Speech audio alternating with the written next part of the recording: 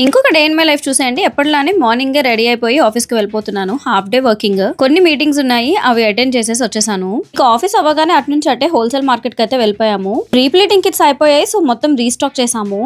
Work అంతా అయ్యేటప్పటికే evening అయిపోయింది. ఇక వస్తూ వస్తూ కొన్ని స్నాక్స్ పార్సల్ తీసుకొని వచ్చేసాను. కొన్నిసార్లు డే అంతా ఇలా బిజీగానే అయిపోతూ ఉంటుంది. ఏంట్రా చిన్న మేకప్ వేసావా? ఎప్పుడు అయింది?